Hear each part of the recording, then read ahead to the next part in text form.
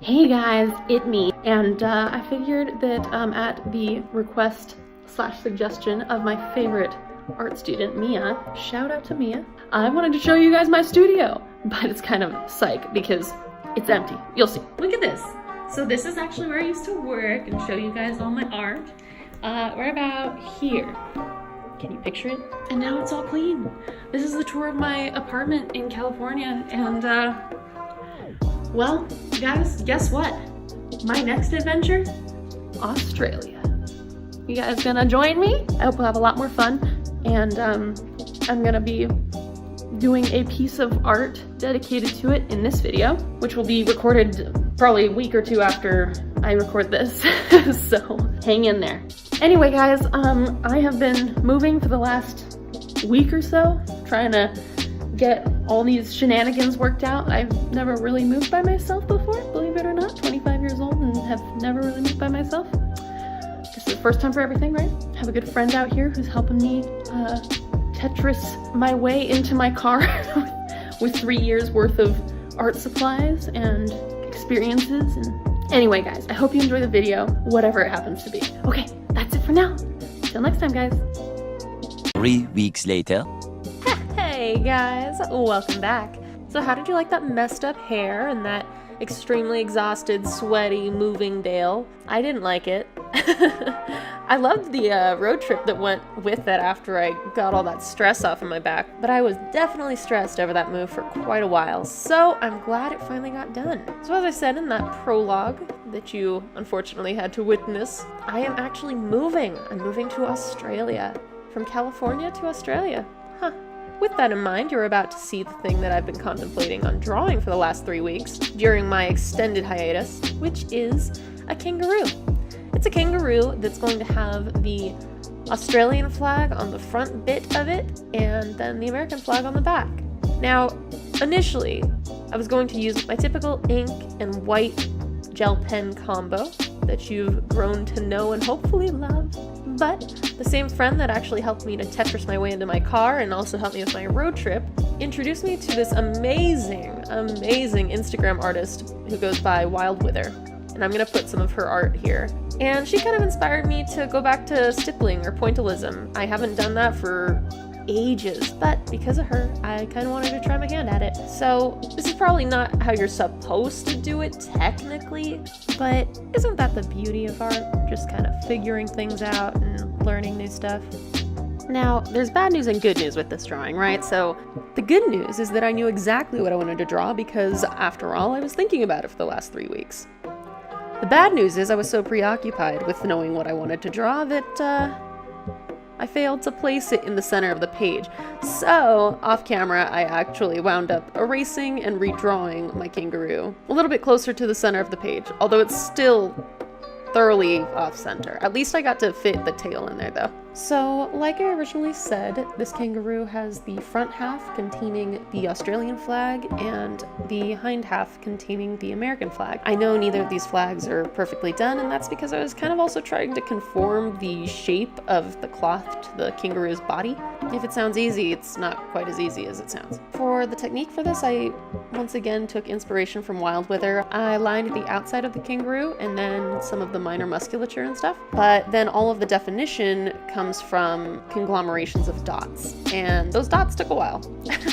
Not gonna lie. So while I'm illustrating here, while I'm putting dots down on paper, I'm gonna just tell you guys a little story about why I'm going to Australia, because after living in America all of my life, it's probably kind of out there for most people. So I was born in the United States of America, and I've traveled around a good bit. To some people it sounds like nothing, and to others it sounds like I've traveled all over the world, but the truth is that I've gone to a number of places. I've been to Sweden, Germany, Spain, Japan. My family actually lived in Italy for a while, the UK, Australia, New Zealand, and a few other places. But it was recently that I went to Australia, New Zealand, and Japan. For me personally, I just don't think that there's any other way to get such cultural enrichment, I suppose, as travel. Personal opinion. But anyway, the reason I'm going out to Australia is honestly because of some friends that I met on DeviantArt many years ago. I think we've known each other for over a decade now, which sounds like a long time because I'm 25. but probably my closest friend, Casey, she and I met on DeviantArt when we were, 11 and 12, I think? And there was a couple of years there where we more or less lost contact, but every single time we got back to talking like nothing had happened, and I think that's kind of the mark of a good relationship. So back in 2015, when I graduated from college, I reached out to her and I was like, hey, so we've been talking for a long time. I was wondering, could I come out and visit you in Australia? And she said yes. And so I actually went out there and stayed with her and her wonderful boyfriend, who is another close friend of mine now. And I fell in love with Australia. What an amazing country with amazing people and amazing sights, and the animals are amazing too. Mind you, I haven't had a confrontation with any redbacks or Australian vipers or anything, but wallabies, those are worth Australia being on the map all by themselves.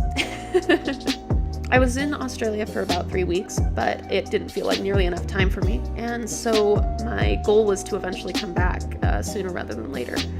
So anyway, why now, right? After a year or two in my corporate job, I realized I wasn't happy. I realized that shortly after I started, to be honest, but that bureaucratic lifestyle is not for me, and I felt so incredibly alone. I had a couple of really good friends that turned into just one really good friend, and I realized shortly into my second year there that I needed to get out. So I started looking into other alternatives. I was looking into possibly doing some volunteer work in Africa, trying to save some of the animals out there. I was looking into volunteering to help build homes. I was looking into all sorts of avenues just to get out. Well, eventually, through a fascinating turn of events, I found out about an opportunity to go out to Australia and to also further my education simultaneously. So that's what I'm going out there to do. I'm not getting a degree or anything, but I'm getting a certification, and I'm super excited for it.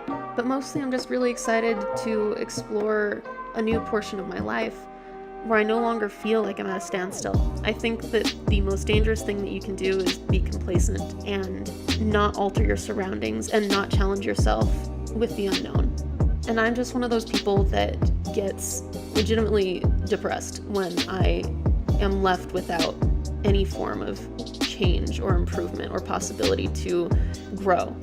And as such, this opportunity to move out to Australia and have my friends there and further pursue my education and open up a whole new world to myself, it's critical to me. It's critical to my mental health, my physical health, my well-being as a person. So, April 17th, I quit my job. I went on an awesome road trip with another very good friend of mine that I actually met in Japan. And in June, I'll be moving out to Australia for 6 months to a year. And hopefully after that, I'll be able to pursue more challenges all over the world. That was probably the realest I've been with you guys. Sorry about the sappiness, but hopefully it's in some way either educational or inspirational or something. I think the moral of my story is just, if you really want to do something and you have the wherewithal and the forethought to actually execute it in a safe and financially feasible way, you should totally do it. And I don't know, maybe you want to go live in a hippie colony in Hawaii, or maybe you want to do what I'm doing and just travel. But whatever it is, I firmly believe that you can do it. If I can do it, you can definitely do it. I'm just at a point in my life right now where I thought I knew what I wanted, and now after pursuing it for years and years and years, I don't think I truly know. And the only thing that's ever truly helped me to clear my head is traveling and exposing myself to other cultures and learning more about people and kind of reminding myself that I'm just one small part of a really big world with a lot of really incredible things in it. So I apologize for my lack of pep in this episode, but it is a peaceful lack of pep, I promise. I feel more at peace right now waiting for my plane in the next month than I have for years. I actually started YouTube so that I could give myself a bit of meaning, a bit of a reason to keep on going and to keep on pursuing the things that I love. So thank you guys for being there for the journey, and I will continue to upload all through the month of May. I'm going to do my best to upload during June as well, but no promises because I'll be getting settled into Australia. I am going to start a vlogging channel. I don't know when exactly, but I do know what it's going to be called, and it is the best. Anyway, I'm finally wrapping up this piece. I'm glad that I told you guys everything you really needed to know about the illustration portion of this before I dove into my story. But yeah, I'm gonna finish this up, and I hope that you guys really like it. I know it's a little bit different from my typical stuff, but this is a little bit symbolic to me. I did decide to do some stippling with the white gel pen, just because, you know, it's such a waste when you have halftone paper, gray or brown, and then you don't use white on it, because white just makes everything stand out so beautifully. Anyway, I'm looking for requests for next week's video. I'm sure I'll come up with something if no one wants to give me anything. But if you got any ideas, please let me know. I do have a few in the backlogs, but I've got to be in the mood to draw some of it. So if you have any recommendations, let me know. Besides that, I think that's about it for me. So please feel free to subscribe if you like the video if you like the video, leave a comment if you want me to draw something. I really hope you guys enjoyed. I, again, apologize for the sappiness, but now you know where I'm coming from. You know why my spider Sona had a redback spider on it. You understand some of my cryptic hints now, hopefully. And you are more than welcome to visit me on Etsy. My store is now open for business after being closed for a little while. My Instagram's open, of course, for public follows. And you can always like my Facebook page if you're interested in seeing more of my artwork, because all of you YouTubers actually missed my most recent piece. And you can check out Instagram or Facebook for that one. Anyway, guys, that'll be it for me. Thanks so much for taking the time to listen and watch, and till next time, guys.